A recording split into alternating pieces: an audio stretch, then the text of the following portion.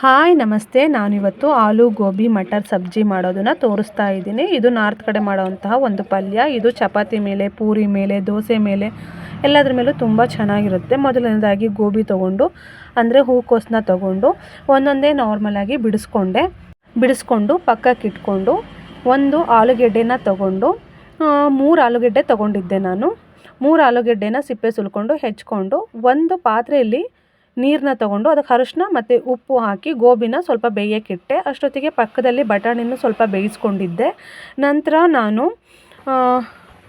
ಜೀರಿಗೆ, ಚಕ್ಕೆ, ಲವಂಗ, ಏಲಕ್ಕಿ, ಚಕ್ರ ಮಗು, ಒಂದು ಪಲಾವ್ ಎಲೆ ತೊಗೊಂಡು, ಆಮೇಲೆ ಉಪ್ಪು, ಅರಿಶಿನ, ಧನಿಯಾ ಪುಡಿ, ಖಾರದ ಪುಡಿ, ಗರಂ ಮಸಾಲ, ಹಾಗೆ ಶುಂಠಿ ಬೆಳ್ಳುಳ್ಳಿ ಪೇಸ್ಟು, ಈರುಳ್ಳಿ, ಹಸಿಮೆಣ್ಸಿನ್ಕಾಯಿ ಇಷ್ಟನ್ನು ತೊಗೊಂಡು ನಾನು ರೆಡಿ ಮಾಡಿದ್ದೀನಿ. ಇದನ್ನು ಹೇಗೆ ಮಾಡೋದು ಅಂತ ತೋರಿಸ್ತೀನಿ ಬನ್ನಿ. ಮೊದಲನೇದಾಗಿ ಈರುಳ್ಳಿನ ಸಣ್ಣದಾಗಿ ಹೆಚ್ಕೋಬೇಕು. ಸಣ್ಣದಾಗಿ ಹೆಚ್ಕೊಂಡು ಪಕ್ಕಕ್ಕೆ ಇಟ್ಕೊಂಡೆ. ಅದಾದ ಮೇಲೆ ಒಂದು ಟೊಮೊಟೊ ತೊಗೊಂಡು ಅದನ್ನು ಪೇಸ್ಟ್ ಮಾಡಿಕೊಂಡೆ.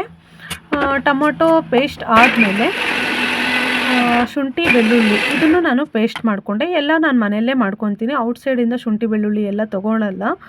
ಅದಾದಮೇಲೆ ತವ ಇಟ್ಬಿಟ್ಟು ನಾನು ಹೇಳಿದ ಮಸಾಲಾನ ಅದರೊಳಗೆ ಹಾಕಿದೆ. ಚಕ್ಕೆ, ಲವಂಗ, ಏಲಕ್ಕಿ, ಚಕ್ರ ಮಗು ಎಲ್ಲ ಹಾಕಿ, ಹಸಿಮೆಣ್ಸಿನ್ಕಾಯಿ ಹಾಕಿ, ಅದಾದಮೇಲೆ ಈರುಳ್ಳಿ ಹಾಕಿ ಅದನ್ನೆಲ್ಲ ಚೆನ್ನಾಗಿ ಬಾಡಿಸಿ ಒಂದು 5 ನಿಮಿಷ ಚೆನ್ನಾಗಿ ಬಾಡಿಸಿದ ನಂತರ ಅದಕ್ಕೆ ಅರಿಶಿನ, ಧನಿಯಾ ಪುಡಿ, ಗರಂ ಮಸಾಲ, ಖಾರದ ಪುಡಿ ಇದನ್ನೆಲ್ಲ ಹಾಕಿ, ಉಪ್ಪು ಹಾಕಿ, ಅದಾದ ಮೇಲೆ ಟೊಮೊಟೊ ಸಾಸ್ ಹಾಕಿ ಸ್ವಲ್ಪ ಹೊತ್ತು ಬೇಯಕ್ಕಿಡಬೇಕು. ಅದಾದ ನಂತರ ಈ ಬೇಯಿಸ್ಕೊಂಡಿದ್ದಂತಹ ಹೂಕೋಸು, ಆಲೂಗೆಡ್ಡೆ, ಬಟಾಣಿ ಈ ಮೂರನ್ನೂ ಅದರಲ್ಲಿ ಮಿಕ್ಸ್ ಮಾಡಿ ಕೊನೆಯಲ್ಲಿ ಕೊತ್ತಂಬರಿ ಹಾಕಿದರೆ ರೆಡಿ.